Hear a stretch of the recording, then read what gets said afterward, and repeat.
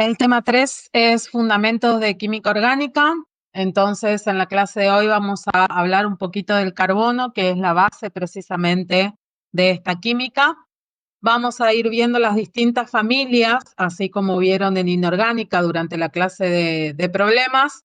Acá también en orgánica vamos a dar un paseo por las diferentes familias, viendo cuáles son sus propiedades y sus características. Vamos a hablar brevemente de los compuestos heterocíclicos, que los vamos a ver en detalle más adelante cuando veamos macromoléculas. Y vamos a dar un vistazo hoy de lo que es la estereoquímica, es decir, de todas las formas de isomería con las cuales podemos encontrarnos al momento de hablar de lo que es la química orgánica. Entonces, empecemos por el principio. Obviamente un poco de historia, como ya lo hicimos anteriormente con los otros temas. En el 1807 ya fue la primera vez que se habló de lo que es la química orgánica. Precisamente esta química orgánica era para estudiar todos aquellos recursos que fueran naturales. Esas sustancias orgánicas en un principio se creían que no se podían obtener en el laboratorio químico, es decir, yo no las podía obtener en un laboratorio en forma sintética, porque se creía que todo lo que fuese orgánica poseía una fuerza vital, y esta fuerza vital obviamente era, en primer lugar, lo que los diferenciaba de los compuestos inorgánicos, y en segundo lugar era lo que yo no podría replicar en el laboratorio. Fíjense que no mucho después de la primera terminología o la primera mención de la química orgánica, aparece Freddy Wohler. Wohler es el primer químico, el primer investigador que pudo sintetizar un compuesto orgánico en el laboratorio. Lo que él hace es, a partir del cianato de amonio, convertirlo en un compuesto orgánico denominado urea. A la urea la vamos a estudiar después en química biológica, inclusive la urea es la sustancia que los animales eliminamos a través de la orina, y esa eliminación, esa urea que nosotros fabricamos y nuestro organismo debe eliminar, es tóxica e inclusive tiene un ciclo para ella sola. Por eso todo esto lo vamos a ver con mucho más detalle después en química biológica. Obviamente, al sintetizar la urea en lo que es el laboratorio, todo lo que se creía hasta el momento de que los compuestos orgánicos poseían una fuerza vital quedó en desuso, ¿sí? Con este experimento, con la obtención de la urea, se pudo comprobar que cualquier sustancia orgánica podía purificarse y podía sintetizarse en un laboratorio. Fíjense que 30 años después, aproximadamente, se definió entonces a la química orgánica simplemente como la química de los compuestos del carbono. Cualquier compuesto orgánico, cualquier macromolécula está compuesto por carbono. De ahí que el carbono es la piedra fundamental de todo lo que es la química orgánica. Esta química, es decir, lo que es la estructura de los compuestos de la química orgánica, se basa en dos nociones a partir, obviamente, de ese carbono. El primero, en la tetravalencia del carbono, es decir, el carbono que siempre se presenta en los compuestos orgánicos se encuentra unido con 4 elementos más. Obviamente, esos otros 4 elementos con los cuales se une al carbono pueden ser elementos iguales o distintos. Yo puedo tener uniones carbono-carbono o, como ya lo vamos a ver, carbono-hidrógeno, carbono-oxígeno, etc. Entonces, siempre en la química orgánica, y esto es la base de lo que ustedes van a ver en la última guía de problemas, donde van a tener que escribir compuestos orgánicos como ya hicieron con los inorgánicos, siempre recordar que el carbono se une 4 veces y que esos enlaces, obviamente, es la forma en la cual los átomos dentro del compuesto se van a unir entre ellos. Ya vamos a ver que, obviamente, todos van a ser a través de enlaces. enlaces covalentes, vamos a ver en contadas oportunidades enlaces iónicos. Dentro de los enlaces covalentes vamos a ver enlaces covalentes polares y no polares. Por eso muchas veces, sobre todo cuando hablemos de macromoléculas, vamos a hablar de que la molécula es polar o es apolar o no polar. Y vamos a ver, una vez que empecemos a ver las familias, que hay que prestarle atención a los enlaces y al tipo de enlaces, porque precisamente ese orden de enlace que se establece entre los átomos que se unen entre sí y al carbono, nos va a dar la referencia para saber cómo nombrar o cómo escribir un compuesto orgánico. Entonces, la química orgánica es la rama de la química que estudia la estructura, propiedades, la síntesis, la reactividad de compuestos químicos formados principalmente por carbono, y la otra figurita repetida que vamos a tener es el hidrógeno, los cuales pueden contener otros elementos. La mayoría de las veces vamos a hablar de oxígeno, de azufre o de nitrógeno, pero también vamos a ver al fósforo cuando veamos sobre todo aminoácidos, y pueden presentarse algunos de los halógenos y el silicio también en menor proporción. Entonces, los 4 primeros que están bien resaltados con respecto al resto del grupo son los que encontramos por lo general en cualquier compuesto orgánico, sin importar de qué familia estemos hablando. Siempre obviamente va a estar presente el carbono, seguramente también el hidrógeno, y en más de una oportunidad va a aparecer el oxígeno y el nitrógeno. De hecho, la forma en la cual nosotros vamos a ver la familia sigue este orden. Vamos a ver los compuestos carbonados, ¿sí? Los compuestos del carbono que están formados únicamente por carbono e hidrógeno. Después vamos a ver todas las familias de compuestos oxigenados y vamos a terminar con la familia de los compuestos nitrogenados. Y, como les decía hace un rato, todo el resto también puede llegar a estar presente, obviamente en menor medida que los 4 primeros, en los compuestos que nosotros vamos a ir viendo.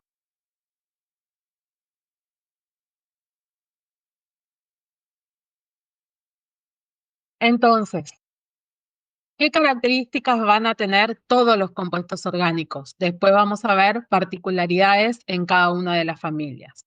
Primero, su composición, ya lo mencionamos, 4 elementos van a ser por lo general los que van a estar presentes en más de una ocasión. El carácter covalente, que era lo que les mencionaba antes, esos átomos se van a unir por enlaces covalentes, insisto, ya sea polares o no polares. Y como ya lo vimos cuando vimos enlaces, cuando vimos uniones químicas, al ser compuestos covalentes, obviamente pueden presentarse al estado gaseoso, líquido, sólido, no van a ser buenos conductores y van a ser solubles en solventes no polares.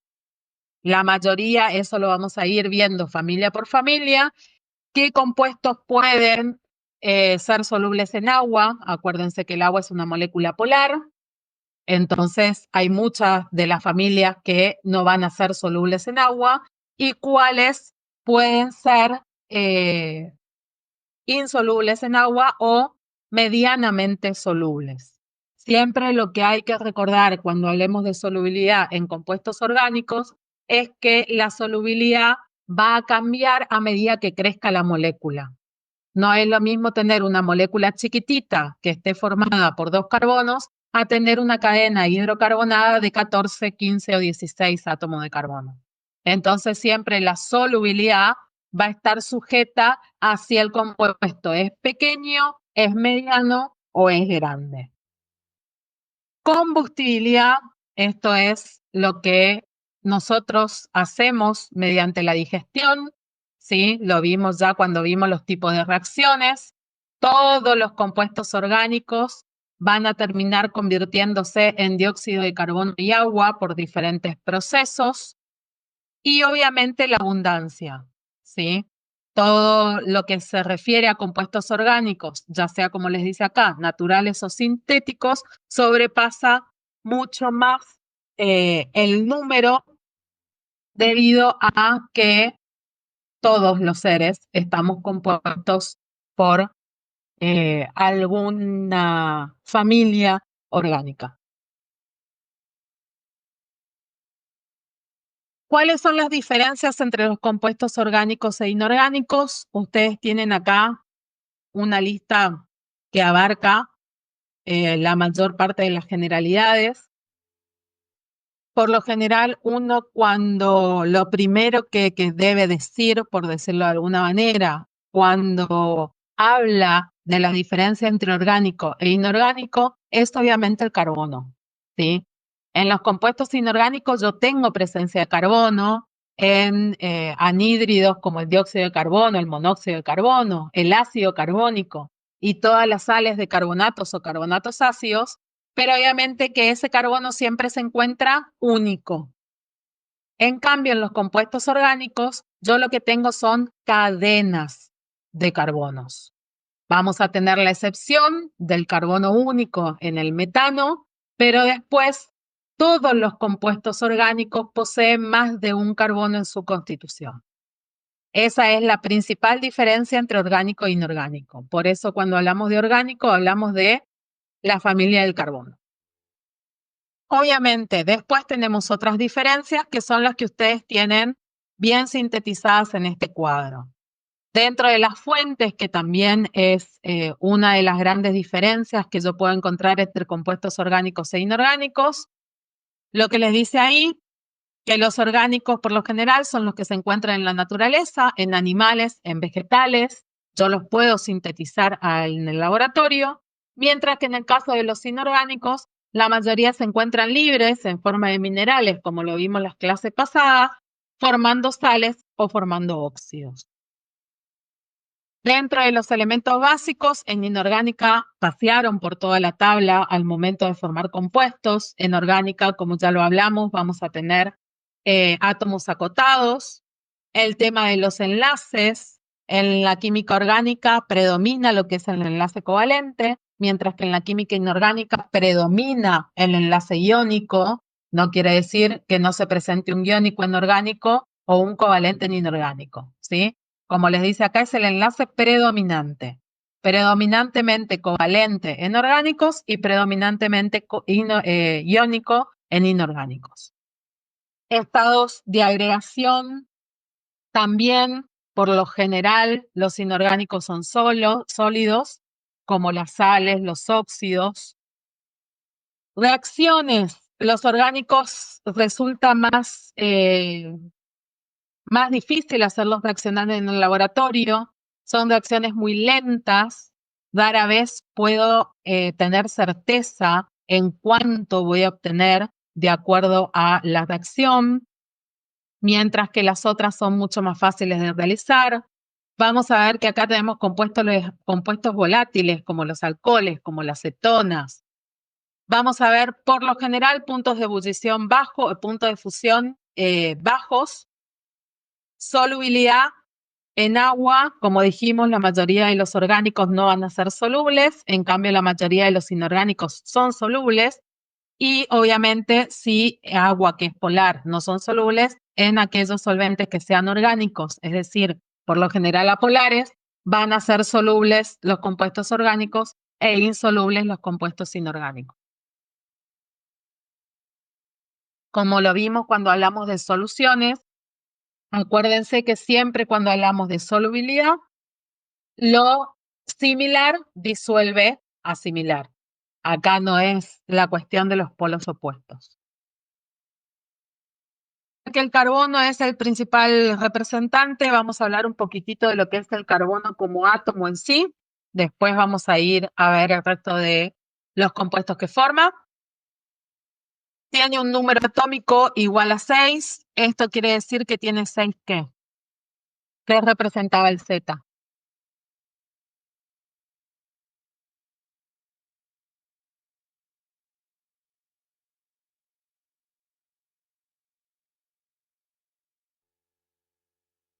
Exactamente, el número atómico.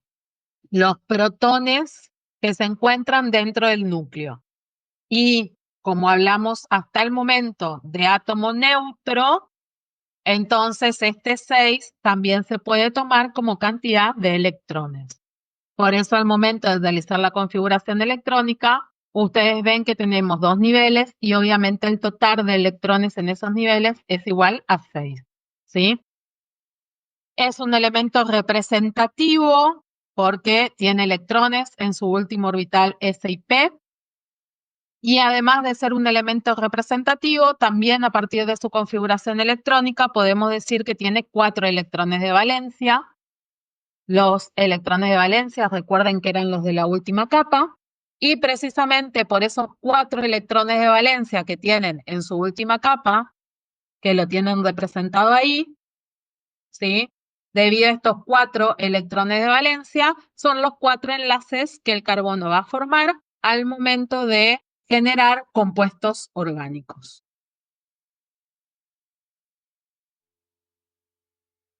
Esto es uno de los elementos de los compuestos más sencillos, ¿sí? Donde fíjense que cada carbono está unido 4 veces. En este caso, 1, 2 y 3 enlaces a 3 hidrógenos y su cuarto enlace unido a otro carbono.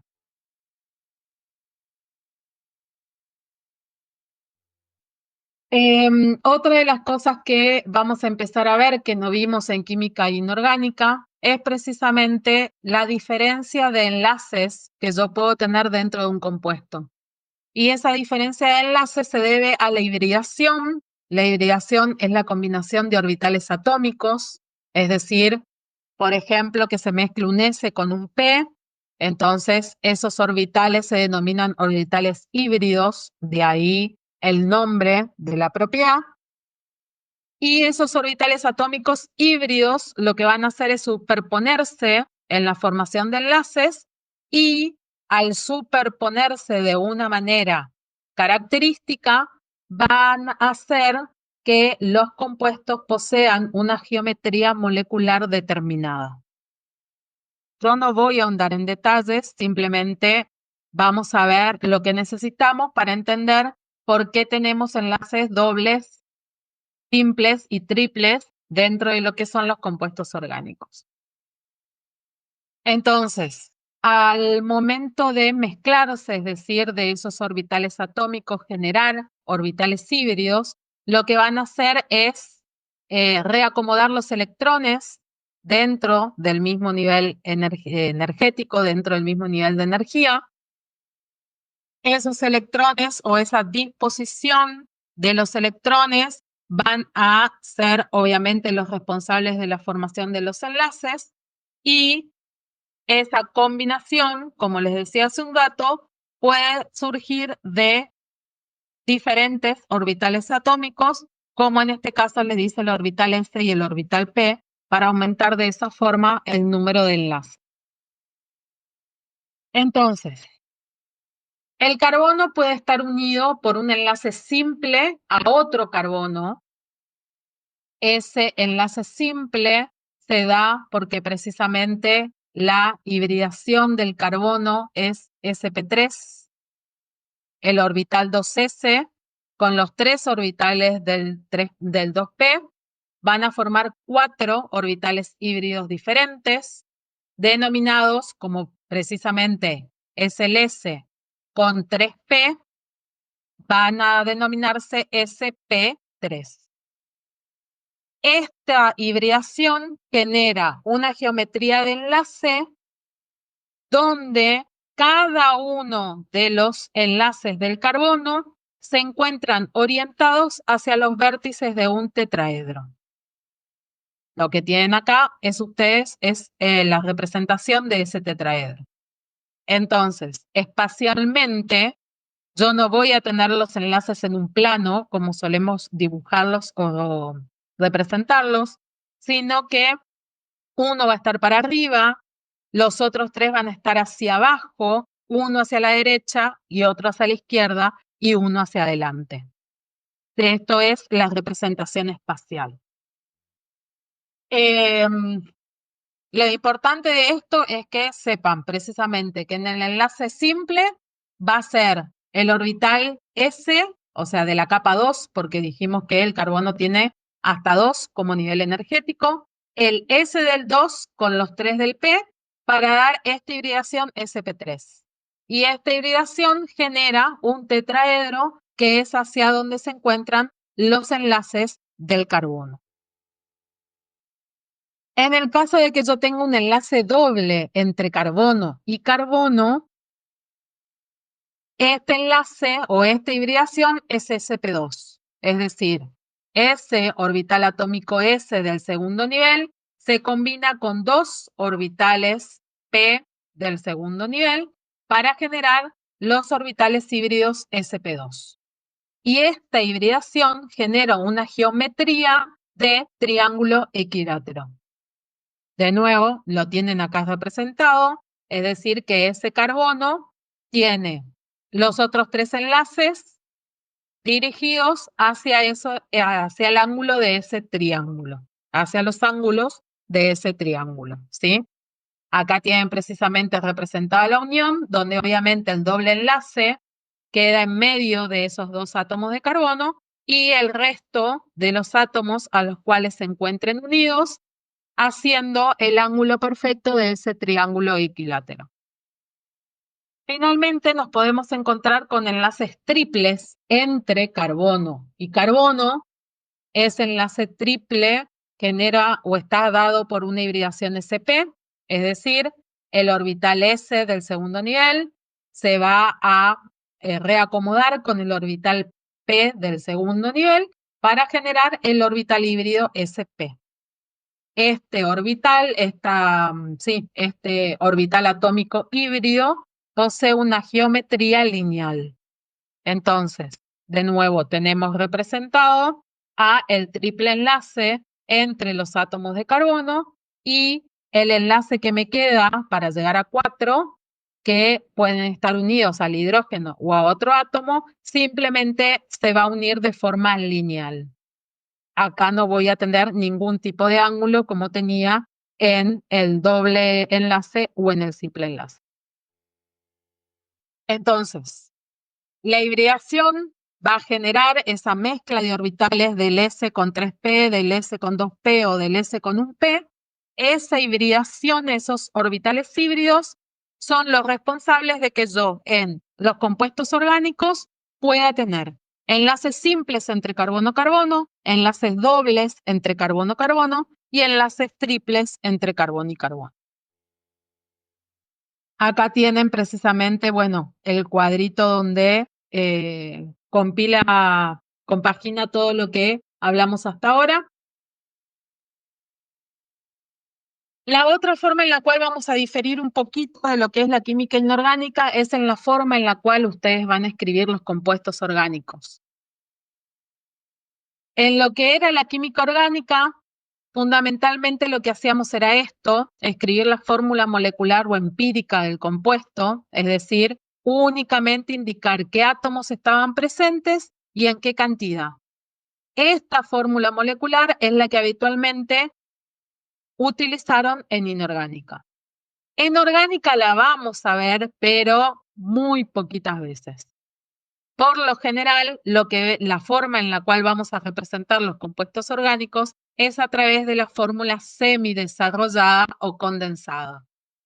Acá lo que se muestran son los enlaces entre carbono y carbono, mientras que todos los átomos que se encuentren unidos al carbono, por eso hablamos de grupos de átomos, van a estar separados mediante el guión que representa el enlace.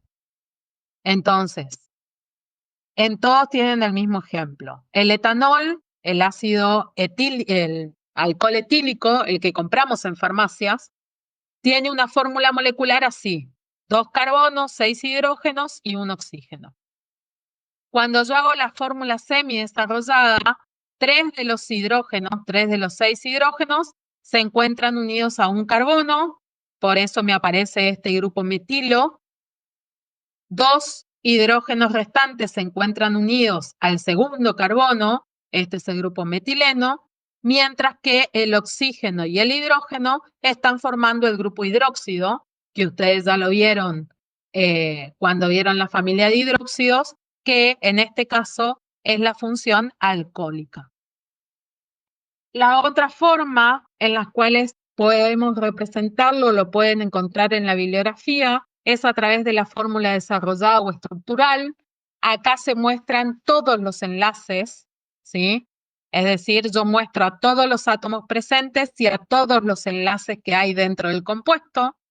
Lo que antes veíamos como carbono, hidrógeno 3, acá lo tengo representado a través de los enlaces, el carbono con sus dos hidrógenos y finalmente el grupo alcohólico. La otra que también vamos a utilizar mucho, sobre todo cuando hablemos de macromoléculas, cuando entremos con glúcidos, con lípidos, es esta que es la fórmula simplificada.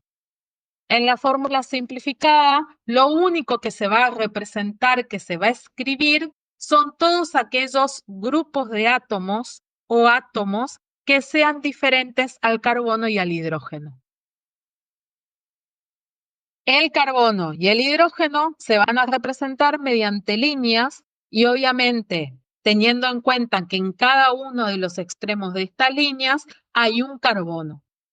Entonces, dijimos que el etanol tenía dos carbonos. Acá hay un carbono y acá está el otro carbono.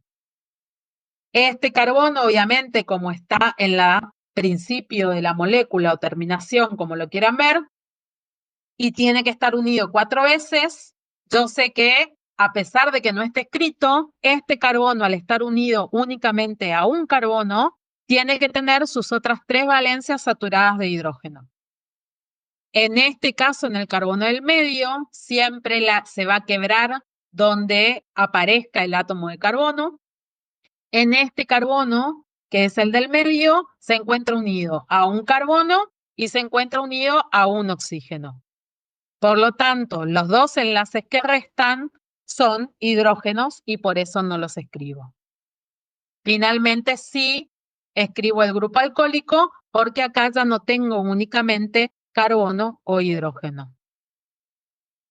Insisto, ustedes a través de las guías, de las series de problemas y nosotros durante las teorías nos vamos a manejar sobre todo con lo que es la fórmula semidesarrollada y con la fórmula simplificada ya cuando los compuestos sean mucho más grandes.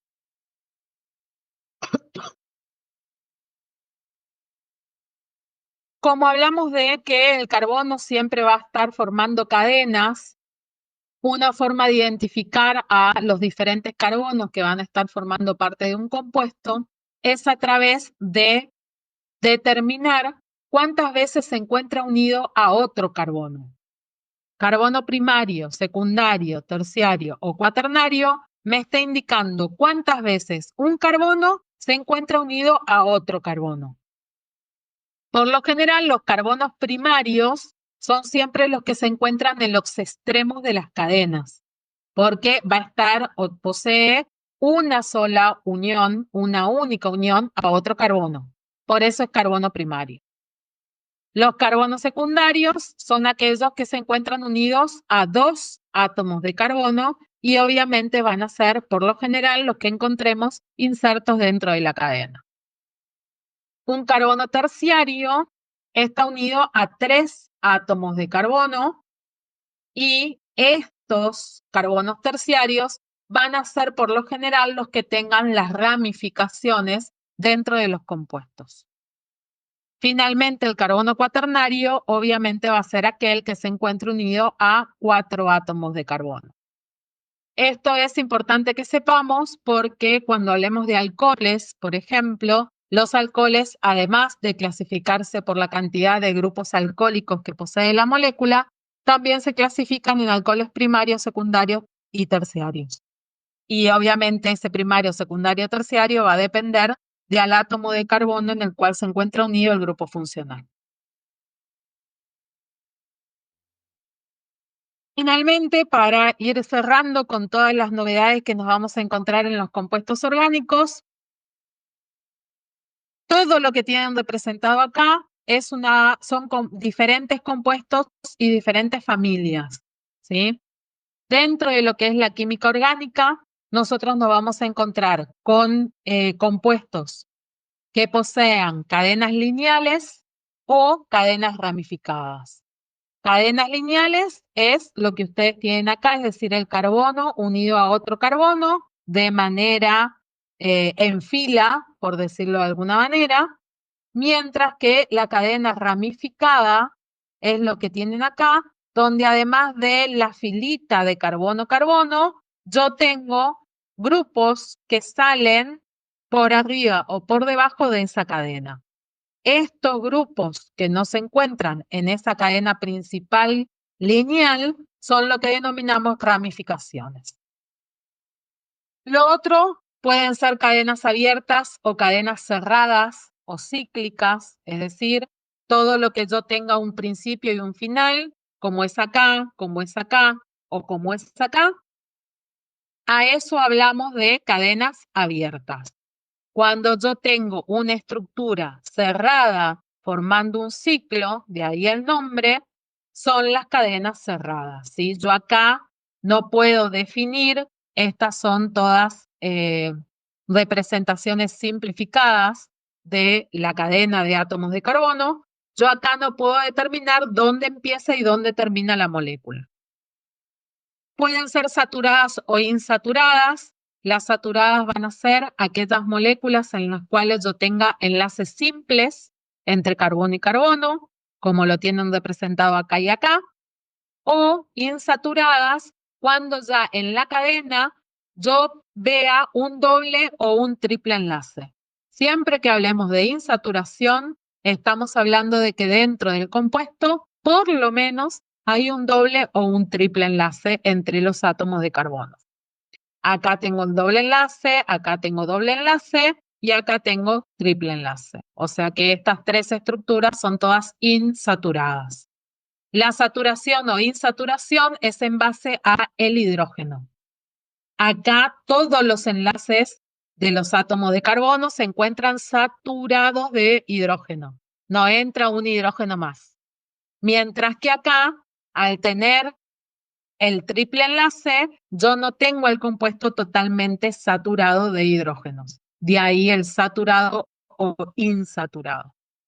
Finalmente, yo puedo tener ciclos que estén formados únicamente por carbono-carbono, por enlaces carbono-carbono, como es en este caso y en este caso, o puedo tener ciclos en los cuales, además de los átomos de carbono, haya otro átomo, que por lo general va a ser oxígeno, nitrógeno o azufre, que eso es lo que denominamos heterociclos, porque va a tener un heteroátomo, acuérdense que hetero siempre es diferente, va a tener por lo menos un heteroátomo que es el átomo diferente a carbono, que es el ejemplo que ustedes tienen acá con el furano, ¿sí? En lugar de que sea todo carbono-carbono, tengo un átomo dentro del ciclo que es oxígeno.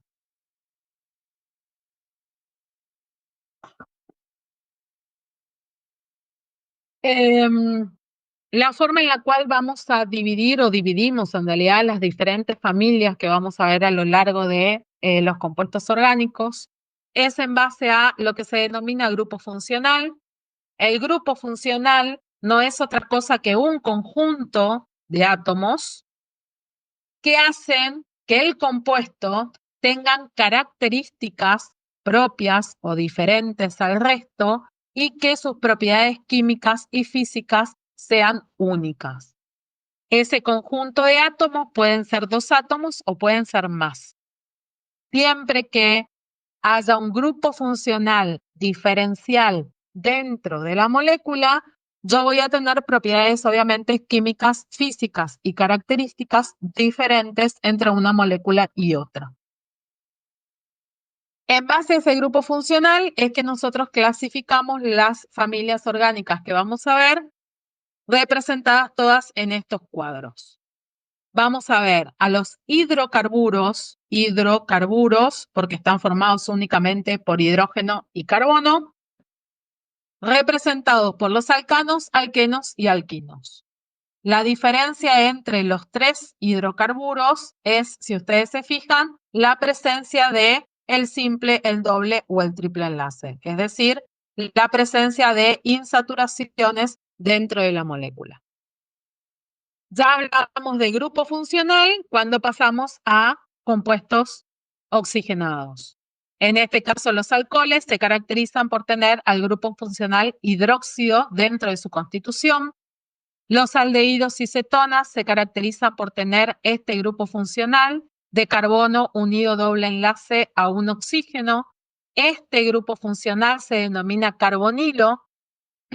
Y de acuerdo a si este grupo funcional carbonilo se encuentra en el extremo de la cadena o dentro de la cadena, es que vamos a diferenciar por un lado a los aldehídos y por otro lado a las cetonas.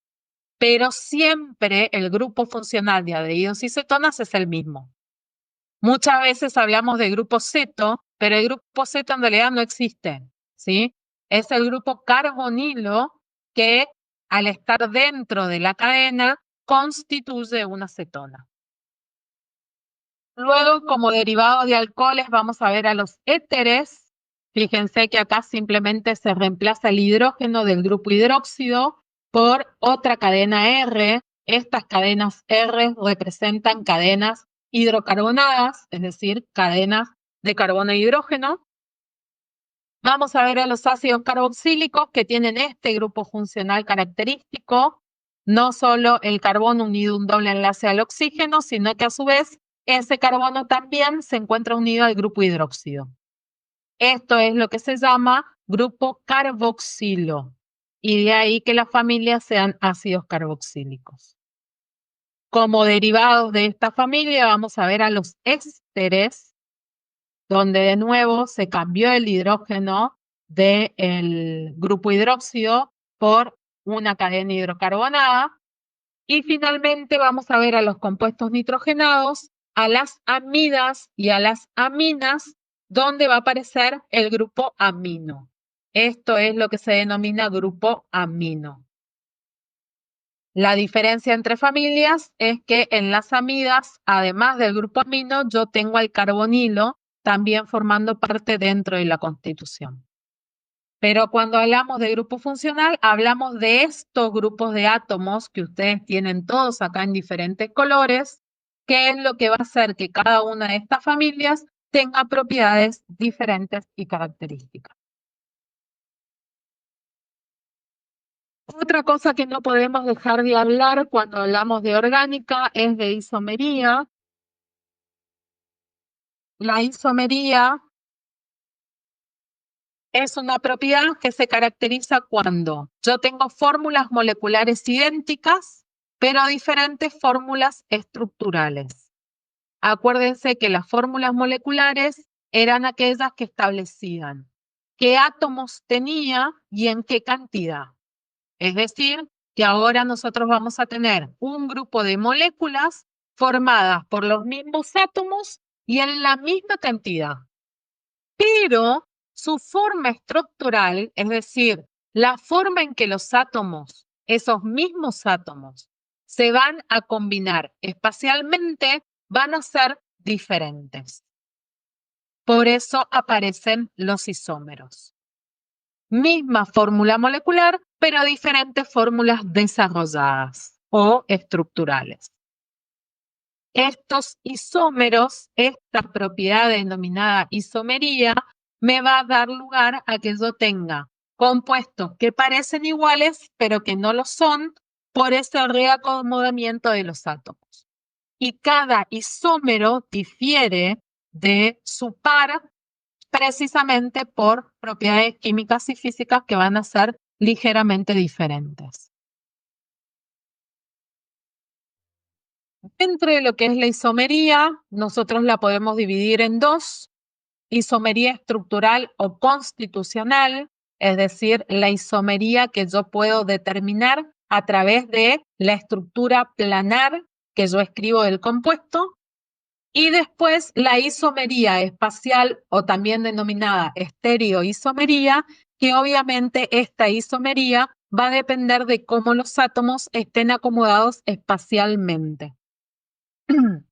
Dentro de la estructural vamos a ver cadena, posición, función y la tautomería cetoenólica, que se da en alquenos. Y dentro de lo que es la isomería, la estereoisomería, vamos a ver la conformacional a partir de la estructura y la configuracional, donde vamos a tener la isomería geométrica a partir del doble enlace y la isomería óptica o enantiómera a partir de un grupo determinado que espacialmente se encuentra distinto, o a la derecha o a la izquierda.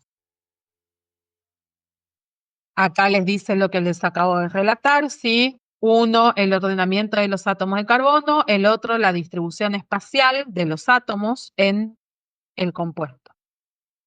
Dentro de lo que es la isomería constitucional, como les decía, es la forma en la cual se unen los átomos. Tenemos, en primer lugar, la isomería de cadena. ¿Cuándo tengo isomería de cadena? Cuando en la fórmula lo que cambia es la disposición de los átomos de carbono. Entonces, fíjense, que yo acá tengo dos compuestos formados por 4 átomos de carbono y 10 hidrógenos. En este compuesto yo escribo de forma lineal, mientras que acá yo escribo lo mismo, pero con ramificación. Ese grupo de carbono dispuesto diferente es lo que hace la isomería de cadena. Siempre en la isomería de cadena lo que cambia es la disposición del átomo de carbono.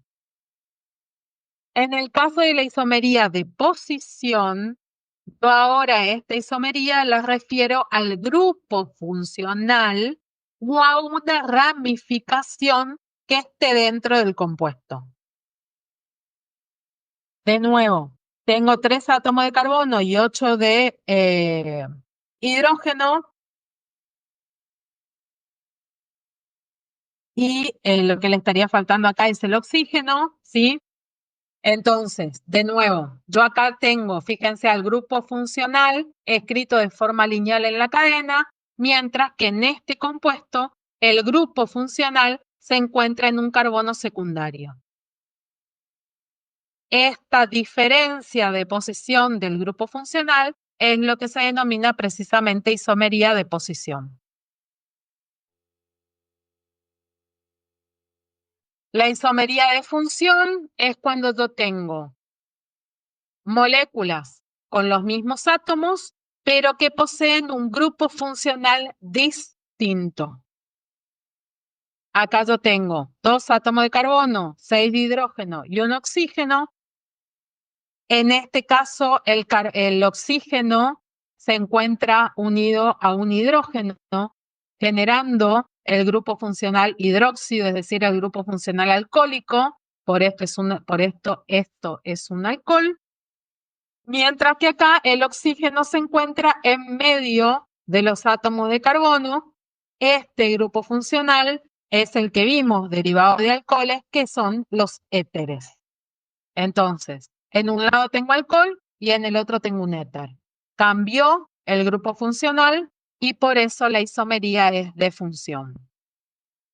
Por lo general, a ustedes se les presenta mucha confusión en lo que es la isomería de cadena y la isomería de posición. De nuevo, acuérdense que la isomería de cadena son los átomos de carbono en la cadena, y ahí el nombre, mientras que la isomería de posición son los grupos funcionales o ramificaciones dentro de la cadena, y obviamente en la isomería de función cuando yo tengo diferentes funciones químicas orgánicas dentro de las estructuras. Acá tienen más ejemplos de lo mismo, de isomería de cadena a partir de ramificación, de isomería de posición, tanto en este caso tengo 2 cetonas, pero el grupo carbonilo en una se encuentra en una posición diferente en la cadena que la otra, y de nuevo acá tengo diferentes funciones. Esto es un ácido carboxílico, mientras que esto es un éster. La tautomería cetoenólica, esta no la vamos a ver en detalle, por eso dentro de lo que es la isomería, por lo general no se las voy a preguntar, porque esto se da en compuestos más complicados de los que nosotros vamos a ver. Esta tautomería genera tautómeros que, como les dice ahí, está autoigual, menos partes están formadas por los mismos átomos y en la misma cantidad, pero difieren solo en la posición de uno de los grupos funcionales. Y esa migración, fíjense que acá yo tengo un alcohol, pero acá tengo una acetona, ¿sí? Un carbonilo. Este movimiento que se da de que el hidrógeno se reacomoda sobre el otro carbono y se genera un doble enlace en el oxígeno, esta tautomería cetoenólica se da siempre por diferentes características que tienen los compuestos orgánicos a través de precisamente su, ¿cómo decirlo? De acuerdo a cada una de las diferentes propiedades que presentan en cuanto a corrimiento electrónico. Que como nosotros no vamos a entrar en detalle en los diferentes tipos de movimientos electrónicos que pueden darse dentro de la molécula orgánica, por eso lo dejamos simplemente así, a modo de que les sepan, o sea, les suene en el caso de hablar de tautomería cetoenólica, pero no vamos a entrar en detalle.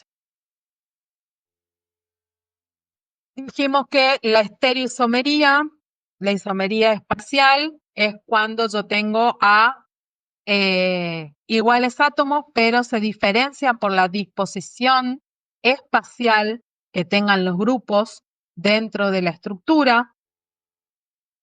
Hablábamos de conformacional y configuracional. La isomería conformacional tiene la misma estructura, pero las diferentes moléculas se dan, o los diferentes isómeros se dan por las rotaciones sobre uno o más enlaces. Esto es algo que también tienen que tener en claro, sobre todo cuando veamos macromoléculas. Siempre que en la molécula ella presente un enlace simple, los átomos pueden girar sobre ese enlace simple. Ya obviamente no va a haber giro cuando tenga un doble o un triple enlace dentro de la molécula. Lo vamos a retomar todo esto en proteínas. Pero siempre que yo tengo un enlace simple, los átomos a través de ese enlace pueden rotar, pueden girar. Y esas diferentes posiciones que adoptan en la rotación son los que generan los diferentes isómeros conformacionales. Acá tenemos a el etano, ¿sí? Donde el carbono se encuentra unido a través de un simple enlace a otro carbono y ambos se encuentran saturados de hidrógeno. Al ser un simple enlace, estos átomos de hidrógeno pueden girar alrededor, lo mismo que estos grupos de átomos pueden girar alrededor. Cuando los hidrógenos coinciden perfectamente en la misma región del espacio, es lo que denominamos conformación eclipsada, y cuando los hidrógenos se alternan en el espacio, esto es viendo la molécula de frente, es lo que llamamos configuración escalonada. Entonces, tenemos la configuración escalonada y la configuración eclipsada de acuerdo a si los átomos se encuentran en una misma región o están en regiones del espacio diferentes. Es conformacional porque vuelvo a lo mismo, es en base a la estructura y a la posición de los átomos en el espacio debido al giro a partir de un simple enlace. Acá tienen más ejemplos de lo mismo. A la configuración eclipsada, escalonada, se la denomina escrita de esta manera, como la veíamos anteriormente, es lo que se denomina proyección de Neumann y es lo que por lo general se encuentra en la bibliografía. Tengo la posición eclipsada y tengo la posición, digamos, escalonada, pero obviamente en el medio de ambas, en la anterior se va a ver mejor, ¿sí? Yo tengo esta y esta como extremos. Pero todo lo que se produzca en el medio, es decir, cuando estos átomos no estén perfectamente en escalera o perfectamente eclipsados, todo el resto de las conformaciones que se pueden ir dando por esa rotación es lo que se denomina conformaciones sesgadas. Las intermedias entre la eclipsada y entre la escalonada. Obviamente, cada una de las conformaciones de esos átomos en el espacio va a hacer que la molécula sea más o menos inestable. El punto de mayor inestabilidad es cuando tengo la configuración eclipsada, porque obviamente al encontrarse todos los átomos en una misma región del espacio, se van a generar fuerzas de Van der Waals entre ellos. En esta molécula que es chiquitita, no tanto, pero cuando ya yo en vez de hidrógeno tengo, por ejemplo, carbono, hidrógeno 3, es decir, ya tengo un metilo como ramificación, ya ahí las fuerzas son mucho más intensas y por ende la molécula es mucho más inestable en esa configuración eclipsada. En cuanto a la isomería configuracional, es la misma fórmula, pero diferentes configuraciones. En este caso no es una simple rotación, porque yo no puedo interconvertir esos isómeros, como sí lo puedo hacer con la anterior. Yo puedo pasar, como lo vieron recién en el gráfico, de la eclipsada a la escalonada. Yo acá no puedo convertir un isómero en otro. Cada uno de los isómeros que se forman configuracionales son aislables, es decir, que lo que yo necesito, yo lo puedo aislar por separado y en caso de tener que convertir uno en otro, voy a tener que aplicar algún tipo de fuerza externa, como por ejemplo energía, para que eso suceda. La primera y la que los va a perseguir de acá a lo que es todas las clases, de acá en adelante, y la vamos a retomar sobre todo cuando veamos lípidos y la vamos a seguir viendo en química biológica, es la isomería geométrica. La isomería geométrica es la isomería que se da a partir de la presencia de un doble enlace, es decir, de una insaturación, de un doble enlace dentro de la molécula. Esa presencia de doble enlace va a hacer que la molécula pueda tener una configuración cis o una configuración trans.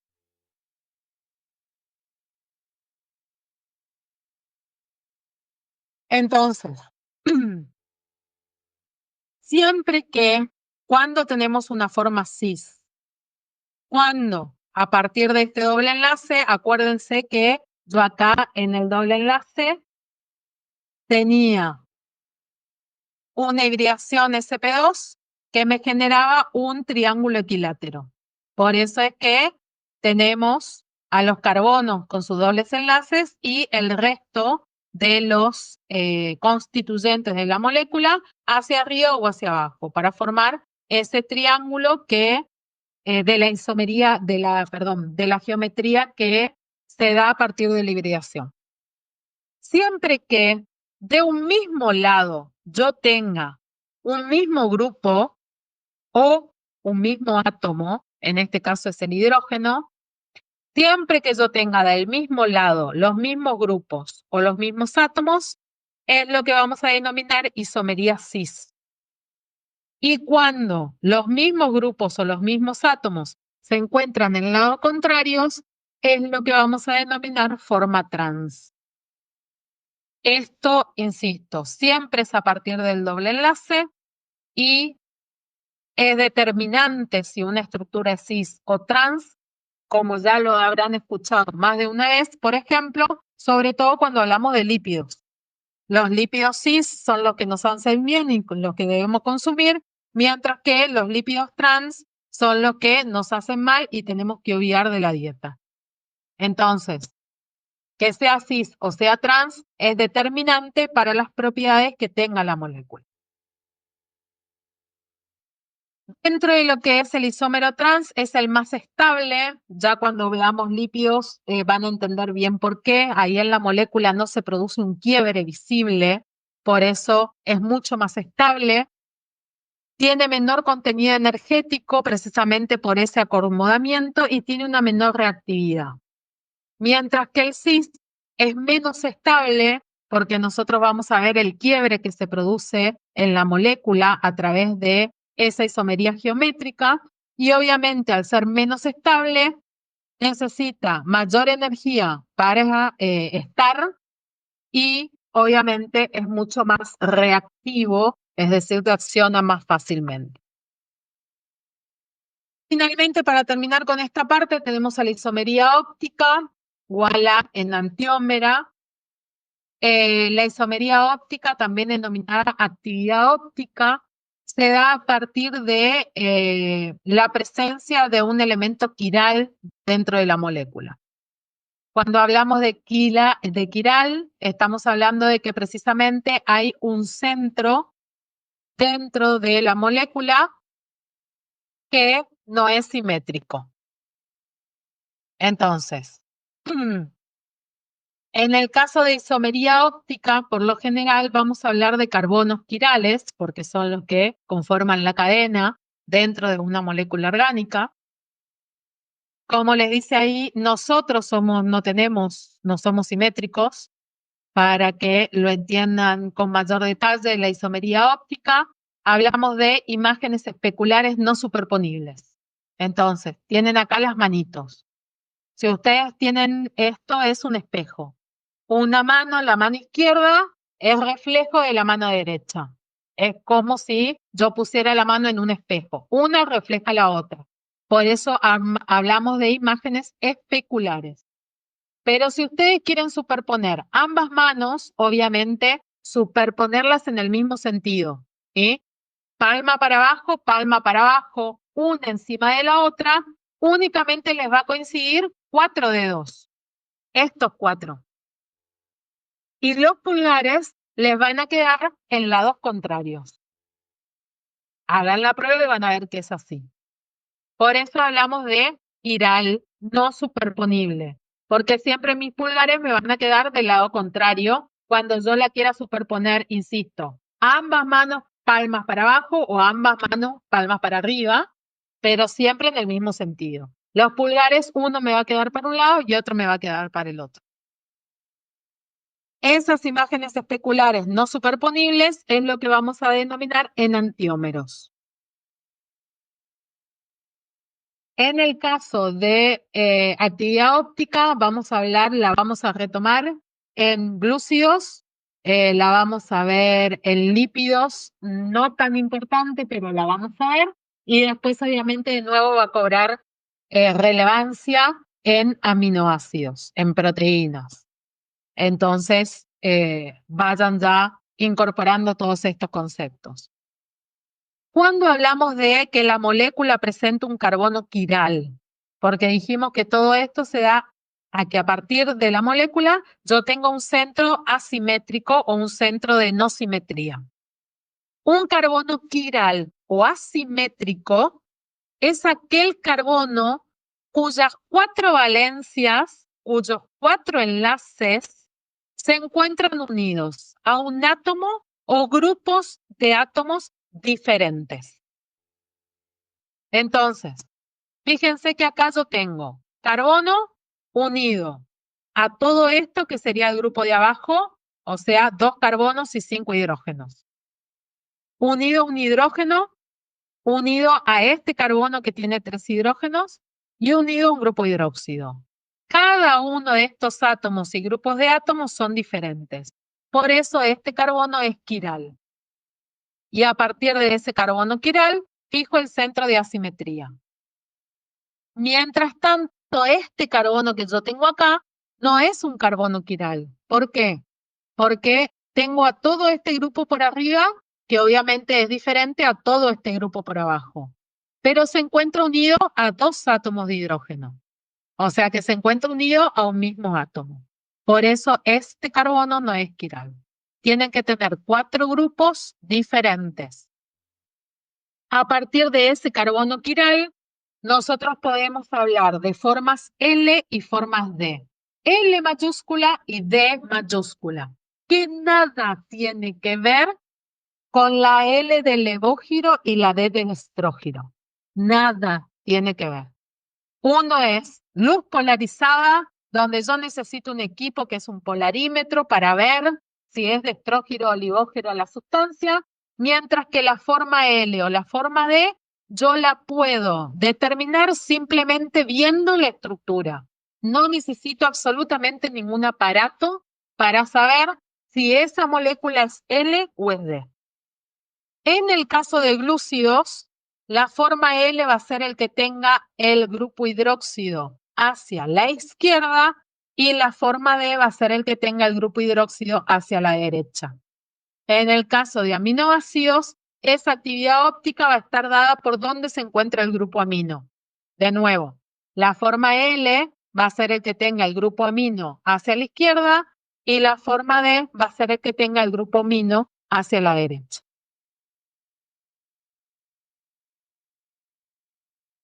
Obviamente que toda molécula que tenga actividad óptica va a intervenir o va a hacer girar la luz polarizada, es decir, va a tener cierto carácter de estrógiro o levógiro.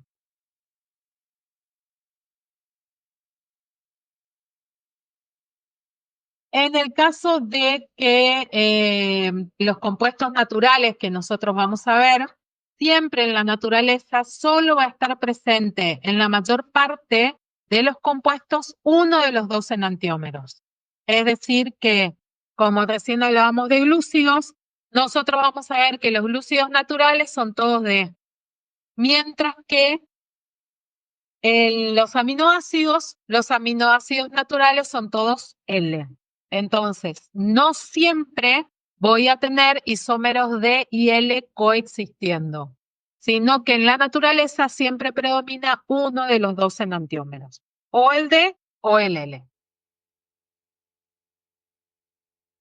Determinar si la estructura es D o L es sumamente importante cuando tenemos isómeros ópticos porque pueden generar, o sea, uno de los isómeros, así como recién hablábamos, de que el cis es bueno y el trans es malo, acá pasa lo mismo.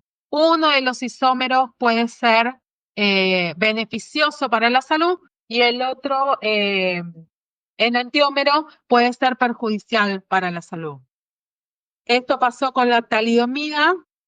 Este era un fármaco que actuaba como sedante y como un calmante de las náuseas durante el primer trimestre de embarazo y resulta que este poseía dos enantiómeros que se denominaron ERE y S, mientras que el ERE, el isómero, la forma ERE, era precisamente la que ayudaba con las náuseas y actuaba como sedante, la forma S era teratogénica, es decir, cancerígena.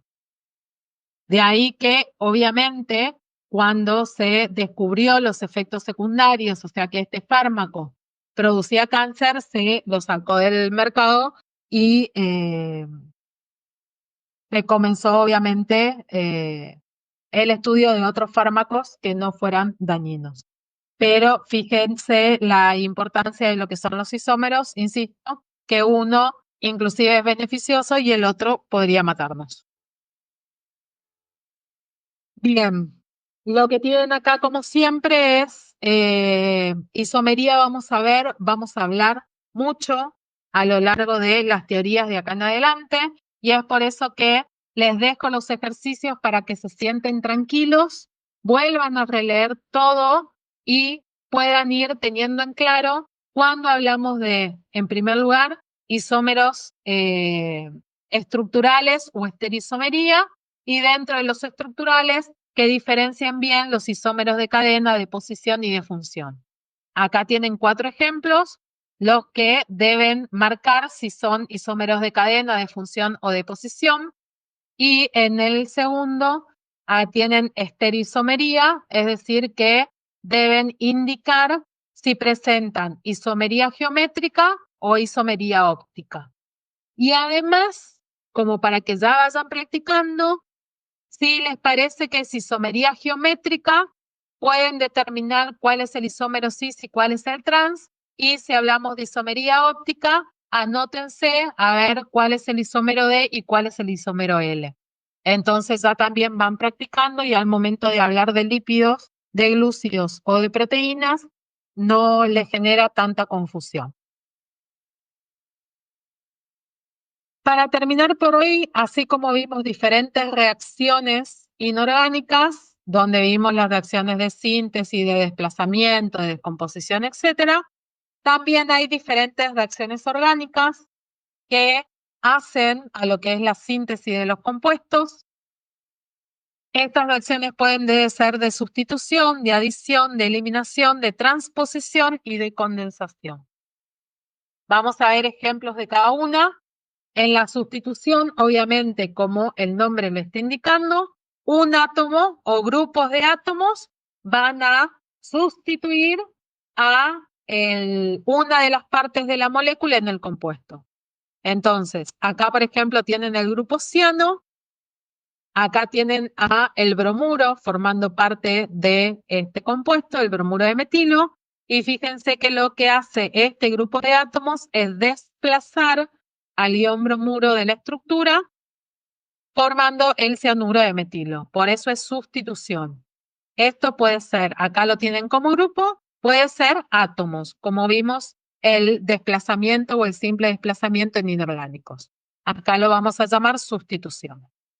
Puede tener reacciones de adición, es decir, donde obviamente dos moléculas van a reaccionar entre sí para generarme un producto.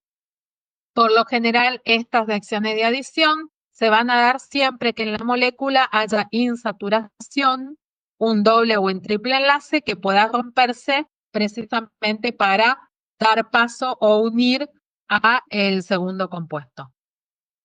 En las reacciones de eliminación, en lo inverso, digamos, a la adición, lo que va a hacer es la pérdida de un grupo de átomos en la molécula que me va a generar un segundo producto.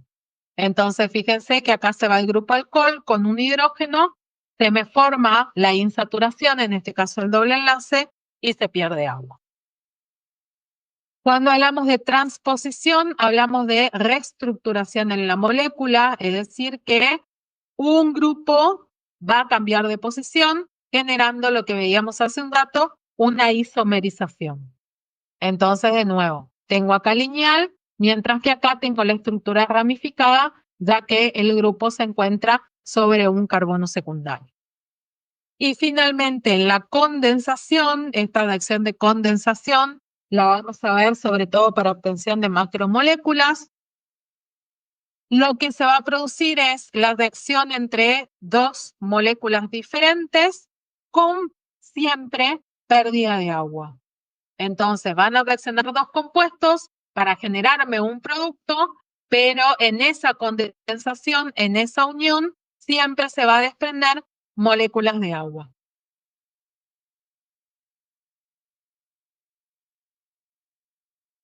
Cada una de las reacciones que van a ocurrir sobre una parte determinada de la molécula, que es lo que se denomina sitios reactivos.